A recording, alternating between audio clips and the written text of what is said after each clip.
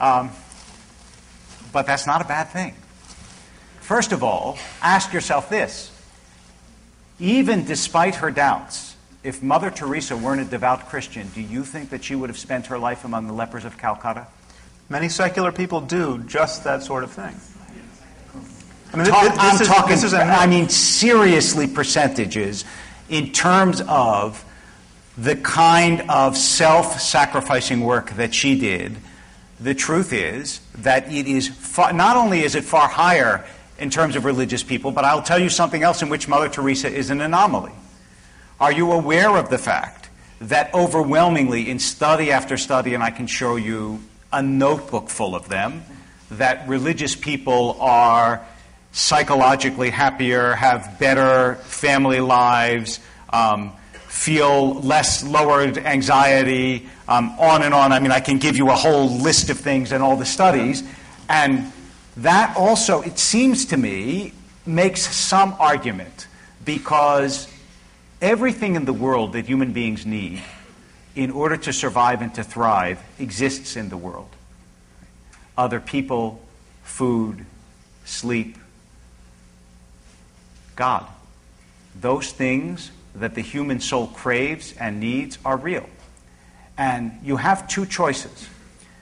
It could be that we were tossed up by an accident of ancient chemistry, in which case it's remarkable to think that this product of evolution by blind forces could really understand the world around us. I mean, why in the world should science work if your brain is purely a product of evolution?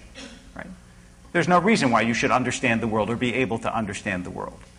Or it is possible that you're not just a product of blind forces. And neither, despite the darkness that she felt in her soul at times, was Mother Teresa. Which is precisely why we not only can understand the world, but we can understand more than the world. Because our origin is of the world and also not of the world. And the reason that our minds can do something more than just operate on instinct is because we operate all the time with things that are not physical. Right? Ideas, words. I can say something and change the physiology of your brain. Now, how is that? Unless there's something more to your brain than physiology. Okay. So, now, this is I've kind of let you run on there for a while because... and awfully yeah. Christian of you there. Yeah.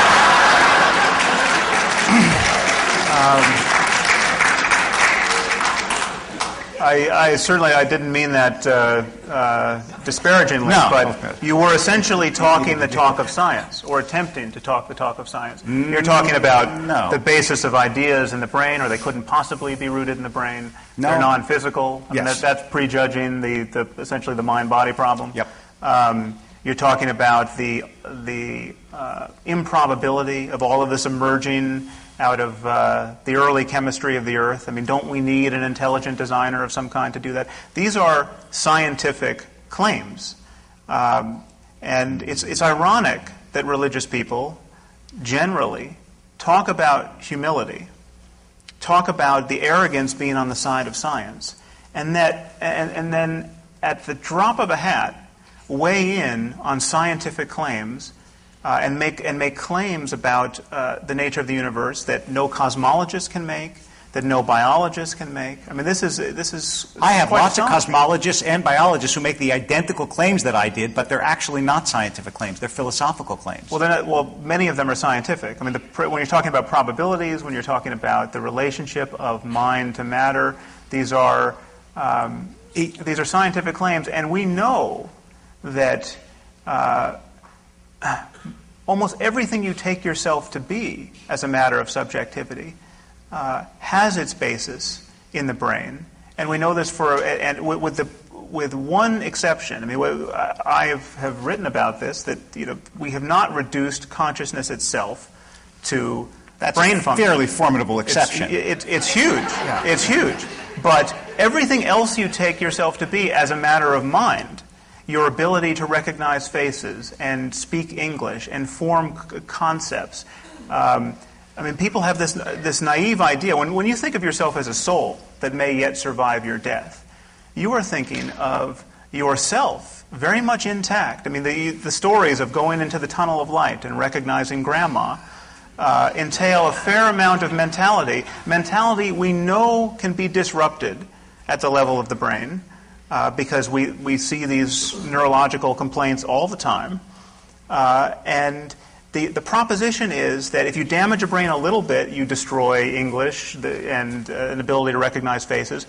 But if you damage it totally at death, lo and behold, the soul, still able to recognize Grandma, will rise off the brain and go into a tunnel of light. These are scientific claims, and they are profoundly naive.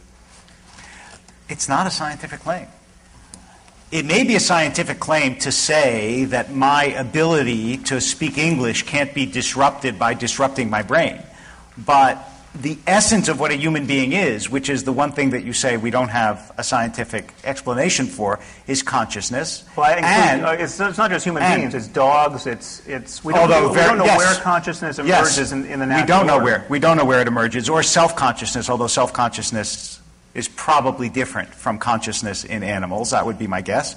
But it isn't just that. The morality, consciousness, all these things which are susceptible of scientific exploration are not susceptible of scientific explanation because they're not scientific questions.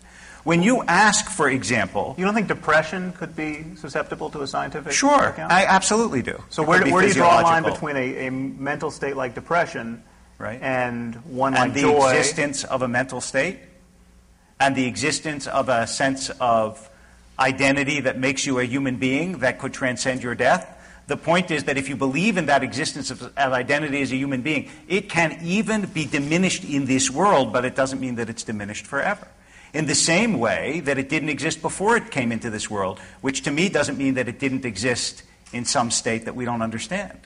Right? Before I was born, I wasn't conscious of me.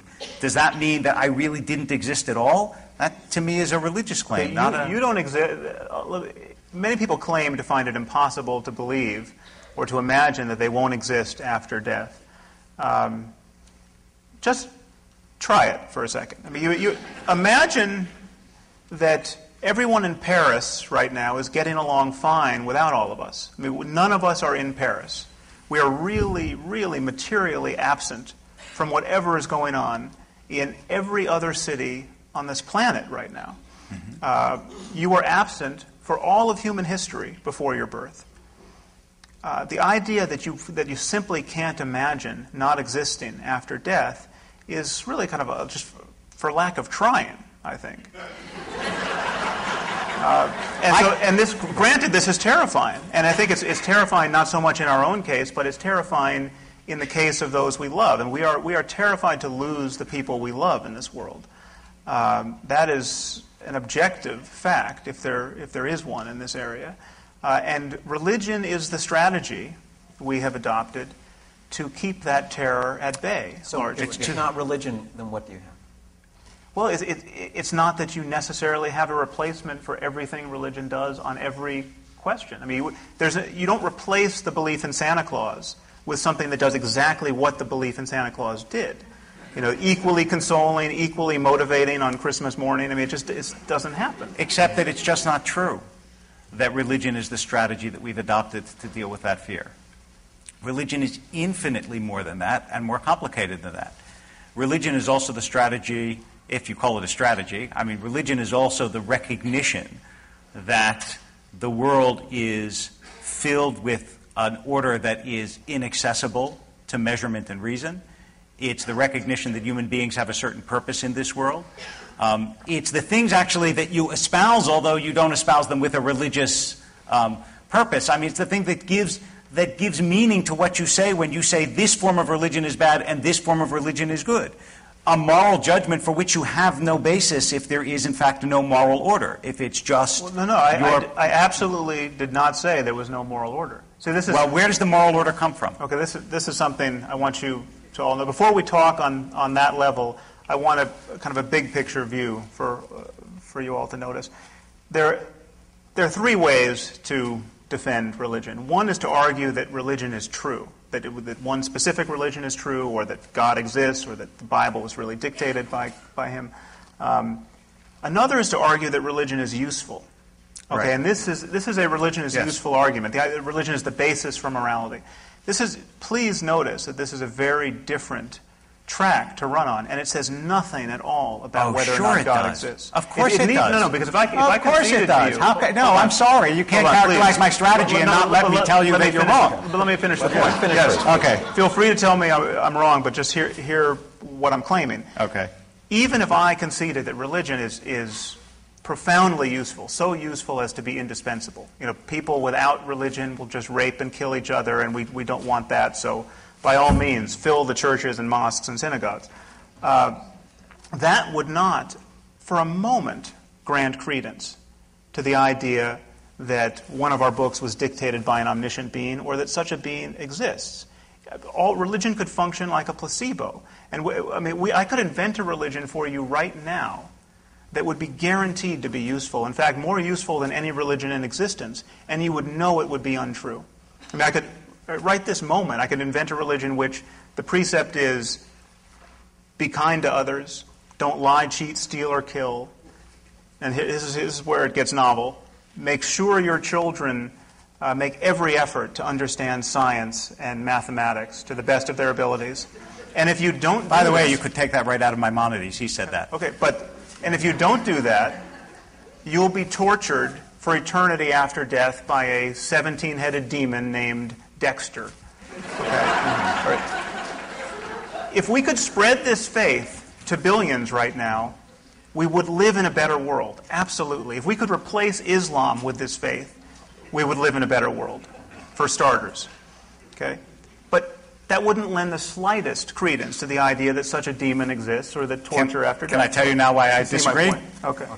So you're going to argue that it would lend credence to You're about to hear what I'm going to argue. Okay.